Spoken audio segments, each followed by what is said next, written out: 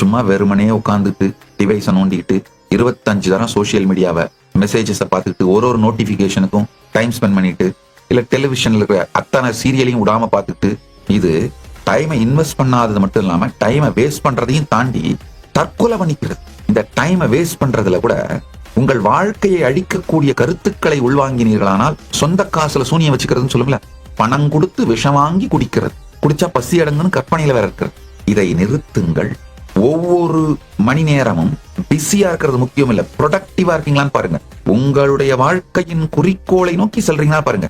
மெயினா நம்ம எல்லாருக்குமே 3 ஆக்டிவிட்டி தாங்க. ஒண்ணு வெல்த் ஜெனரேஷன் ஆக்டிவிட்டி, செல்வத்தை பெருக்குதல், உங்க கேரியரையோ பணத்தை ஏர்ன் பண்ற ஒர்க்கையோ கவனிக்கிறது. 2வது வாழ்வை பெருக்கிற ஆக்டிவிட்டி, அப்படின்னா உங்க ஹெல்த், நல்ல ரிலேஷன்ஷிப், குடும்பத்தோட டைம் ஸ்பெண்ட் பண்றது, உங்களுடைய வாழ்வை பெருக்குவது. 3வது பரஞானத்தை அடைவது, தியானம், உபனிஷத், சமாதி பழகல். இந்த 3 ஆக்டிவிட்டி தான் நம்ம எல்லாருக்குமே இங்க.